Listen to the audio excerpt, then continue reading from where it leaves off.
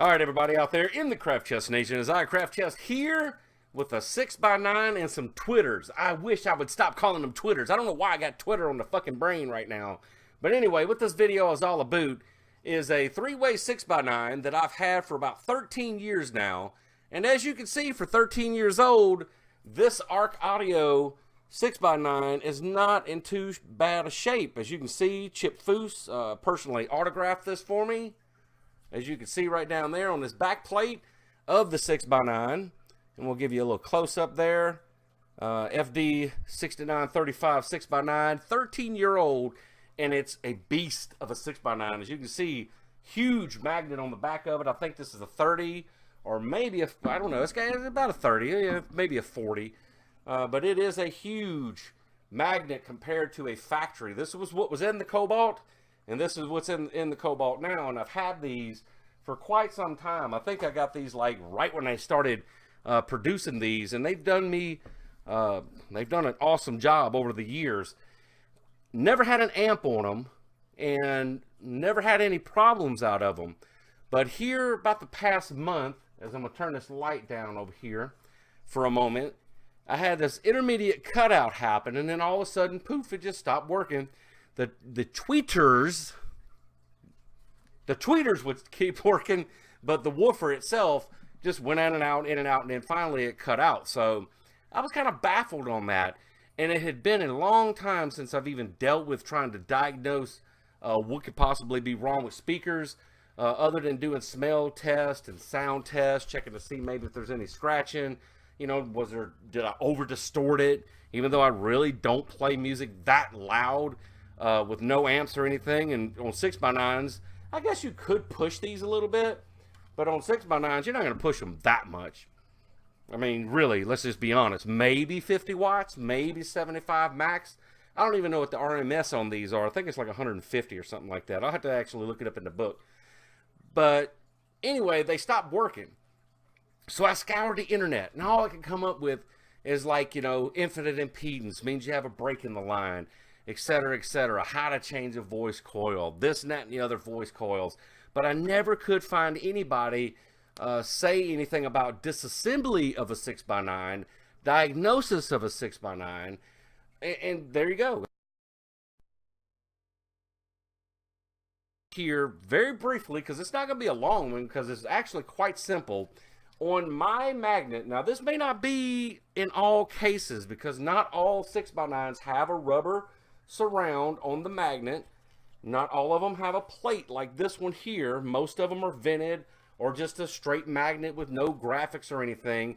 But Arc Audio was pretty slick on this design with this 6x9, and at the same time showed a couple of flaws of things that they have since, I'm sure, fixed. And I'm going to tell you about those right now. I was looking over this, and I saw screws here, and that wasn't how you take the tweeters off. And then I said, well, most of these rubber surrounds come off, so let me take that off. And as I was taking that off, this plate came off. And when I took that off, there's a bolt dead center. Voila! That's how the tweeters come off. So I took that bolt out, took the tweeters off after I unsoldered them from the tensile leads to the connector right here, as you can see. And on this side, it's modified, and I'll bring the light back up so you can actually see that. But before I do, when I took the tweeters off, and the tensile leads were just hanging there, I got to looking and trying to find out where it could be, And the only thing that I could figure is that this black resin caulking, it's not even hot glue, but as you can see down at the base on the actual cone itself down inside of there. Let me turn this light or bring this back up here so you can actually maybe see it a little better. But you see that black goo looking stuff like right there on the woofer itself?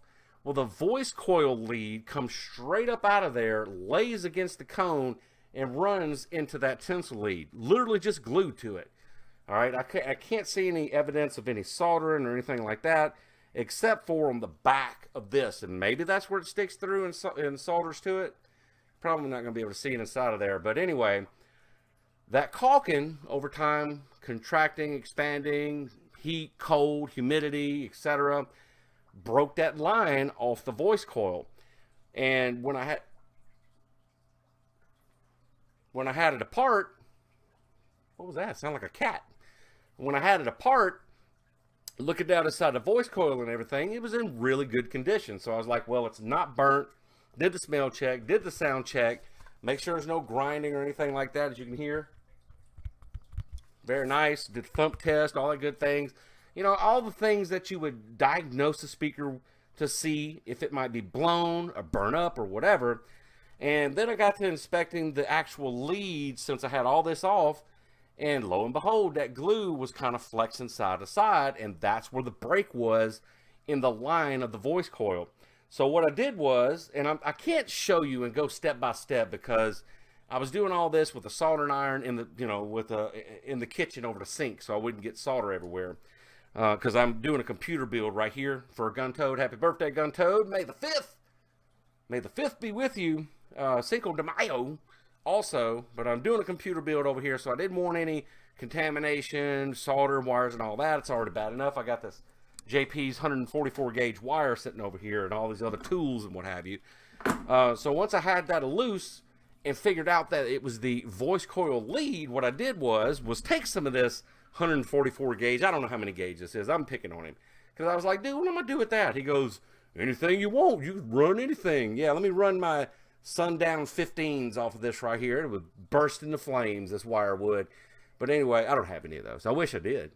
As you can see, those are really thin. They're probably, I don't know, 3 strand, maybe 5 at the most wire. So I use this as tinsel lead / voice coil lead to fix my problem. 1/2 of that was just enough, and I used both halves to get down in here, and I'll do the best I can to show you exactly what I did. There we go. So I unsoldered the tinsel lead from the tweeter and put it directly to the voice coil lead on 2 spots. One on the tip where the break was, and luckily I was able to actually put the tip of the tinsel lead down at the base of the voice coil where it comes out of the actual driver itself. And then I took that 144 gauge wire. I know, I'm just messing with that wire. I need to leave that wire alone. That man could have told me, no, you can't have it. But anyway, I took that and cut a little piece. It didn't take much. And as you can see, I soldered one end to the tinsel lead and then in the other end, just enough to where I have enough mobility. And as you can see right there, it doesn't affect it at all. Once again, no amp on this, but even if I did need some travel on it, it's still enough to where it's not going to get in the way of anything or tap on the woofer itself. And that's how I fixed it. Did a sound check on it just a few moments ago, and it works just like it used to. So don't give up on your speakers, and don't give up on coming up with innovative ways. And I could have very well, if I had one, I used to have one, a hot glue gun would have done the same thing. I could have actually taken this wire and cut me off a strip just as long as the voice coil lead up to the tinsel lead, and maybe wrapped around the base of the tinsel lead, work this down the voice coil lead onto the driver itself, being careful that you don't hold it there too long, but put it to where it's touching both sides, and then hot glue and press down back to replace the black caulking, whatever glue that is. It's like gasket former is what they used on that. That's literally what it felt like when it crumbled apart. Wish I had a piece to show you, but anyway, that's what it actually feels like. Is crumbled up gasket creator. It might be what they used, and that's it, and that fixed it. All right, but you could do it like this with the solder. You could do it with hot glue. Just be careful whenever you're dealing with voice coil leads. They are very, very thin. I don't know, what thickness they are, but they're very, very thin. And over time, especially if there's corrosion on them, they can get very fragile. I didn't want to have to tear the whole thing apart because it would just be not cost effective for me to have to remove all this, go out and buy glue, etc., etc. But for me to fix a 13-year-old 6x9 in the manner in which I did, and this right here is probably a collectible at this point with the Foose faux autograph on the back of it, Arc Audio. They are good 6x9s. I like them. Got some good sound out of both of these, and we'll do a sound check in a later video. Next, we're going to be rewiring the front doors in the car, and I don't know if I'm going to stream that or not. I might do that off camera and just get some footage and put it together. But I wanted to show you this because I think that's pretty neat how you could just do some bypassing, and nobody's ever going to see it. It's not like it's in a display because I have never even used the grills to this set of 6x9s, because when I went to do, I was going to put this one in to make sure that that side actually worked, and this was sitting in the Arc Audio box. I still have the original grills, and I was like, oh my God, I still have all that stuff. So old school Arc Audio FD 6935, got it back working. We'll see how they sound in the next video, so stay tuned for that. Hopefully this helps somebody out there come up with an idea of how to fix or diagnose.